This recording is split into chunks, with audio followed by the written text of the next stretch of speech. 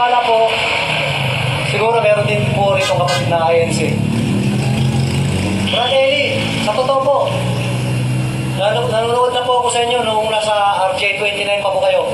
Matagal na po ako, 90s pa po, nanonood na po ako sa inyo. Salamat po. Pero po, mula po nang pumasok ang tamang daan, siguro year 2001 po. Ito po kasi sabi niya lang po, Brother Eli, kayo direktamente sa Biblia po, no? Ano po ba? Biblia. Pag hindi po sa Biblia, alam po naman po ng mga kapatiran nyo narito, sila po ang mga saksing buhay na, lalo na po yung matatanda, narinig po nila ito sa programa ninyo, maging sa radyo man o television. Ito po, talata po talaga po ito, Brother Eli. Kasi po, may nakakay po sa akin rito, kasi po, military po ako, Brother Eli. Handa ko pong ibigay ang aking sarili sa tunay na paglilingkod. Kung ito pong samahan ninyo ay tunay na sa Diyos. Meron po kami usapan. Pag sinagot nyo po ito, tama ang talata, tama ang sagot. Dito na ako sa inyo, Brother Eli.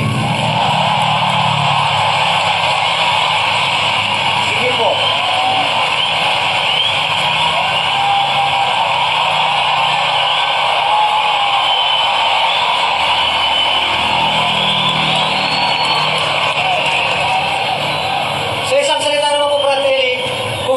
Sagot ng tama.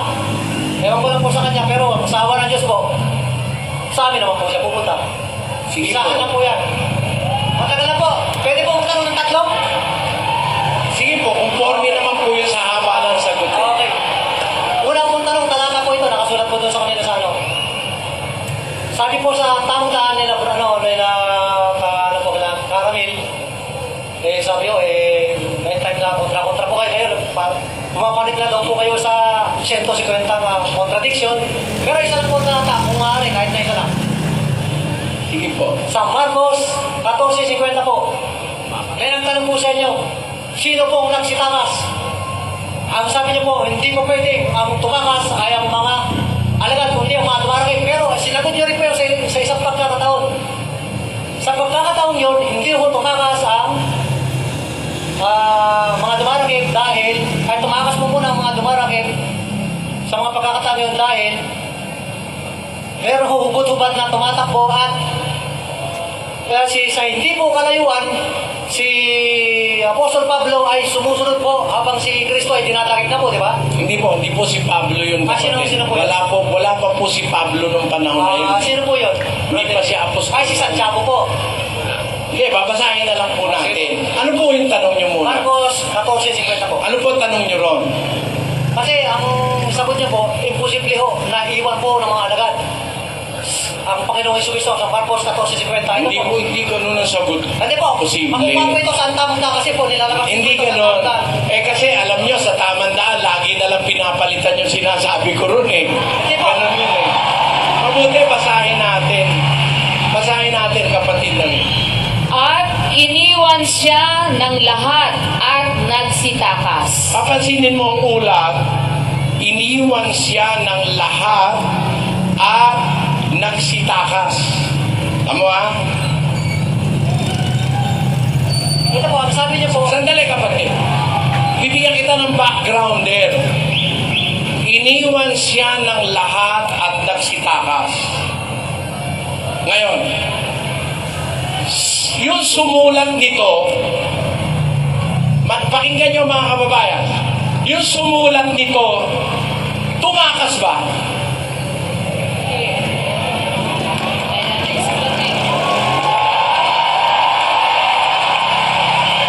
Yun lang, pinapapasin ko lang sa'yo. Yung sumulat nito, tumakas ba? Hindi naman niya sinabi, iniwan naming lahat siya.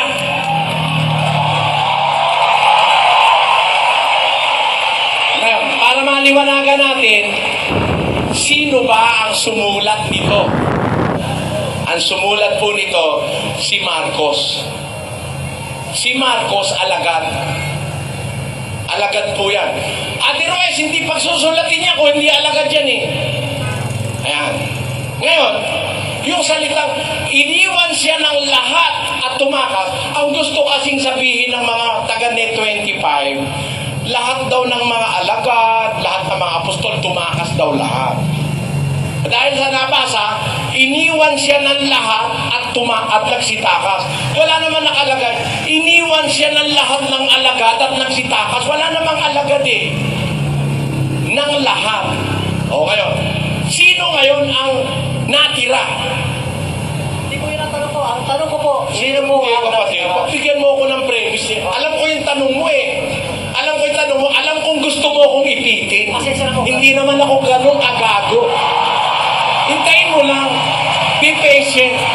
Unang-una, programa ko ito. Di ba? Hindi naman ikaw ang dapat masunod. Ako eh. Di ba?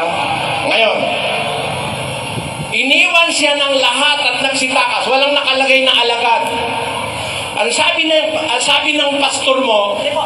ang mga alagad daw ang nagsitakas. Ha? Naiwan yung humuhuli. Nakikita ko sa iyo ang senaryo ngayon.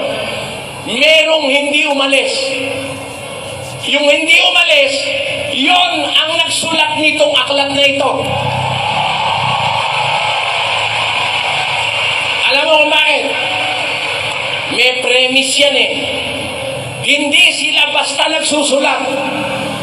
Ang mga alagad ni Kristo, hindi basta nagsusulat. Ang isinusulat nila, yung nakita nila at narinig. Pakinggan mo ha. Sa unang Juan 1:3 hanggang 4. Basa. Yaong aming nakita at narinig ay siya rin naming ibinabalita sa inyo upang kayo naman ay magkaroon ng pakikisama sa amin. Oo, at tayo ay may pakikisama sa Ama at sa kanyang anak na si Jesucristo.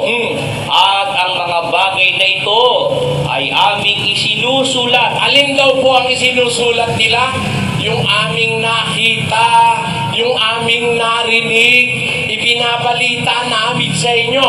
Ang mga ito, isinusulat namin. Therefore, ang isinusulat nila, yung nakita nila at narinig. Di ba ganun mga kababayan? Sabi ni Marcos, iniwan siya ng lahat at nagsitakas. Kasama ba siya? Paano siya makakapagsulat kung pati siya umalis? Nakita mo? Ngayon, bakit tayo nakakatiyak na meron tayong dapat siyasatin sa mga talatang susunod? Umpisahan ko uling basahin, saka natin ituloy-tuloy. Pakinggan nyo. At iniwan siya ng lahat at nagsitakas. At sinundan siya ng isang binata na nababalot ng isang kumot ang katawan niyang hubot-hubad. At hinawakan nila siya. Tatapwat kaniyang binitawan ang kumot at tumakas na hubot-hubad. Nakita nyo ha? Hindi naman pagdating ng mga sundalo, hinuli agad si Kristo.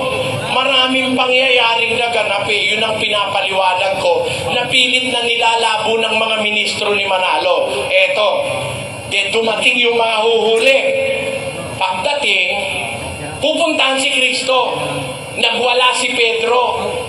Diba? Basahin natin muna. Kailangan binabasa eh. Basa. At siya'y sinunggaban nila, at siya'y kanilang binakit. Oh. Datapwat isa sa nangaroon ay nagbunot ng kanyang tabak at sinugatan ang alipin ng dakilang saserdote at tinigpas ang kanyang tainga. Tamo, nung sunggaban si Kristo para dakipin, merong isang alagad si Kristo, si Pedro ngayon, nagbunot ng tabak, tinagpas ang tenga ni Malco, tanggal ang tenga. Ayan. Yun eh, sundalo ng dakilang saserdote. Tanggal ang tenga ni Malco. Ano sumunod na pangyayari? Tuloy. At sumagot si Jesus at sinabi sa kanila, kayo bagay nagsilabas na parang laban sa isang tulisan na may mga tabak at mga panghampas upang dakpin ako? Araw-araw ay kasama ninyo ako sa templo na nagtuturo at hindi ninyo ako hinuli. Ngunit nangyari ito upang matupad ang mga kasulatan. At iniwan siya ng lahat at nagsitakas. O, ano nangyari? At sinundan siya ng isang binata Ayan. na nababalot ng isang kumot ang katawan niyang Teka hubot-hubad. muna. Nung siya'y huhulihin, Balbas yan. Kapal kayo balbas nun. merong alagad na Mas makapal nagtakpas pa nga ng na isa tinga, po. yun nga yung si Malco. Di Dapat ba? yun ang bayaran niya. Tapos, Balbas eh. nagsalita si Kristo. Ano ba kayo? Manghuhuli ba kayo ng tulisan? Araw-araw kasama niyo ako sa templo, nagtuturo ako. Tapos nagsilating kayo ngayon, may mga panghampas, meron kayong mga tabak para kayong huhuli ng tulisan. Hindi naman ako hardened criminal eh. Ibig sabihin ni Kristo, parang yung ginawa sa akin ng NBI. Libel case lang naman, pumunta sa Apalit, alas 2 ng madaling araw ng Sabado, kasama yung pastor ng iglesia ni Manalo, ang dala ay mga grenade launcher at nakaarmas lahat. Para bang hardened criminal ang huhulihin? Libel lang naman yung demanda, walang kakwenta-kwenta.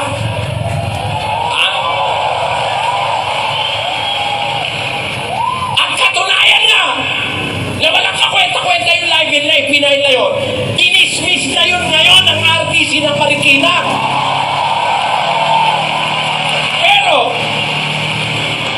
Pero pumunta sila kasama ministro ni Manalo. Sabi ko, ano ginagawa ng ministro ni Manalo rito? Huhuli ang NBI, ang dami, daan-daang mga tao. May mga nakalagay pang ano sa kamay at saka sa ulo. Pakita nga natin. Yan. Sabado yan ang madaling araw, labag sa batas yan. Kasi malakas sila sa NBI. Ang puno ng NBI, iglesia ni Manalo. Si Wikoko. Pakita mo yung may grenade launcher pa.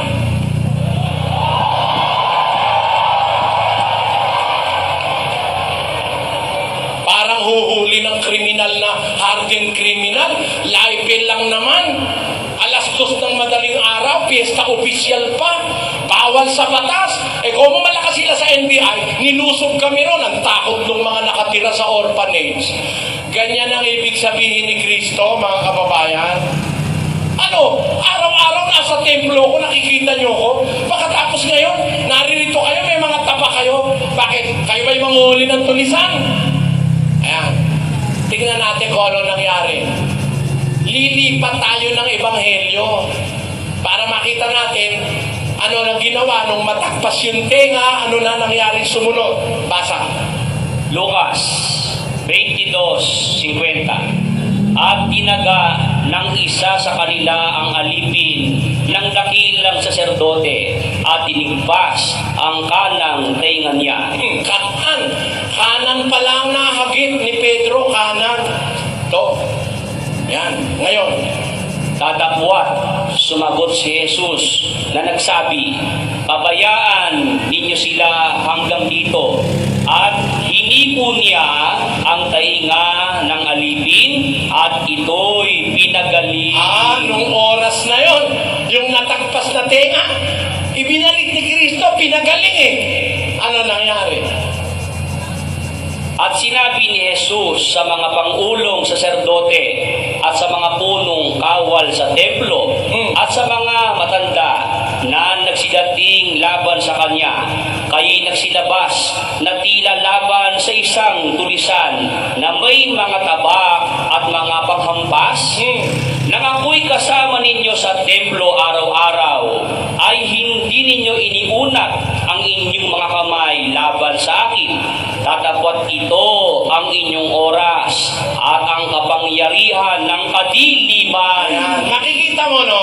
Hindi naman nung pagkahuli kay Kristo, huli na agad, hulihan na. Hindi.